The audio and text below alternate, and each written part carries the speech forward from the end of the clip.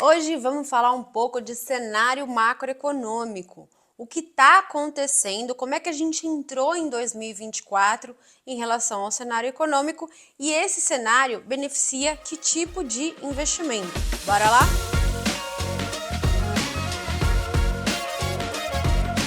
No final de 2023, a gente veio num cenário um pouco mais otimista. A gente viu a inflação subir muito em 2022, em 2021 e em 2023 foi exatamente o cenário de desinflação. Então, quando a gente pega um histórico de inflação no Brasil, a gente vê que 2023 foi um ano positivo desse ponto de vista. Realmente tivemos um bom processo de desinflação. E este bom processo de desinflação, juntamente com um fiscal controlado, né, através aí da divulgação do arcabouço, do novo arcabouço fiscal. Então, uma vez que o fiscal está controlado, embora não seja o melhor fiscal que a gente poderia ter, mas está controlado, a gente teve uma desinflação, o que possibilitou que a gente tivesse juros menores, né, iniciasse um ciclo de queda da Selic, então tivesse juros menores, e isso representou também uma melhora na bolsa, né, principalmente no final do ano, porque se você tem juros menores, como as ações são dividendos futuros descontados a valor presente, quanto menor a taxa de juro, maior o valor presente. Então, a gente teve um cenário muito positivo aí em 2023, com queda das taxas de juros, controle da inflação e uma melhora na bolsa. Agora, como é que a gente olha 2024? 2024 vai ser o ajuste fino da queda de juros. O mercado hoje precifica que a Selic vai cair em torno de 9,5%, 9,5%. Aí é que tá. Se o mercado estiver correto e a Selic cair até 9,5%, então não tem muito o que acontecer nas taxas de juros. Continuaremos o ciclo de queda da Selic até os 9,5%, que já está precificado, e não teremos grandes mudanças no ciclo de queda da Selic. Mas, se tivermos ainda um maior controle da inflação, uma continuidade da desinflação e principalmente uma queda das taxas de juros dos Estados Unidos, que está planejada para acontecer este ano, né? Aí sim a gente pode vislumbrar taxas de juros no Brasil ainda mais baixas do que 9,5%.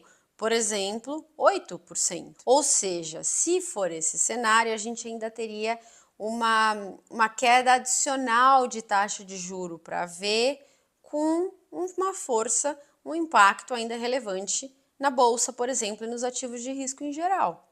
Então, se for esse cenário, é um cenário bem positivo. Mas tivemos essa semana os dados de IPCA de dezembro. O mercado esperava uma alta de 0,5% e veio uma alta de 0,56%. Então, 6 bases a mais do que o mercado esperava. A princípio parece pouca coisa, mas quando a gente olha o número por dentro, foi um número muito ruim. Os núcleos de inflação, que são aquelas medidas que tiram os índices mais voláteis, apresentaram uma alta. Eles estavam muito bem comportados durante o final do ano passado, mas apresentaram uma alta relevante em dezembro. Além disso, os dados de difusão, que é o percentual de itens que subiu no IPCA, subiu bastante também. Ou seja, foi uma alta generalizada.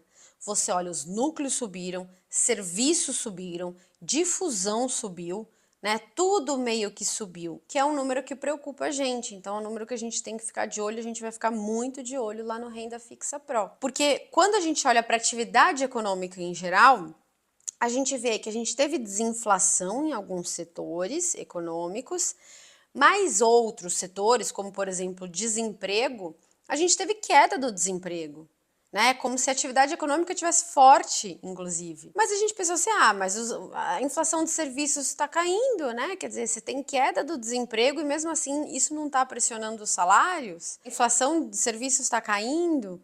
Então, o que está acontecendo aí? Será que é um choque de produtividade? Temos que observar. Ou é um choque de produtividade e aí esse dado foi só um dado isolado, ou estamos diante de uma inflação importante de serviços por conta da queda do desemprego e do impacto disso, né, das consequências disso nos salários. Então temos que ficar muito de olho. Esse dado, ele pôs um pouquinho de água no chope para a gente em 2024, teremos que ver. É claro que nenhum banco central, nenhum economista vai fazer política monetária baseado em só um dado, né? Você tem que olhar vários dados, você tem que ver os próximos 2, 3 dados de inflação para ver se isso é uma tendência ou é só um caso isolado. Às vezes é o que a gente chama de sazonal, né? Aconteceu em dezembro, porque é final de ano, porque é uma coisa específica. Então temos que ainda analisar os próximos dados, mas temos que ficar atento, né? Porque pode ser aí uma água no chope. Então, o dado de inflação merece a nossa atenção, assim como o dado de emprego também merece nossa atenção. Vamos ver se o desemprego vai continuar caindo. Por outro lado, né, continuando cair a taxa Selic, até mesmo para níveis de 9, 9,5, que é o que já está precificado, muita gente, muito investidor que investiu na renda fixa quando a taxa estava acima de 2 dígitos, quando você ganhava por volta de 1% ao mês, muitos investidores vão ver que na hora dele rolar as aplicações, né, não vão achar taxas tão boas assim. E muito difícil de encontrar uma taxa hoje em dia de 1% ao mês. Muito difícil mesmo. Então, esses investidores vão ter que procurar ativos de risco para conseguir aí rentabilidades relevantes, rentabilidades aí acima de 2 dígitos. Vão ter que correr mais risco.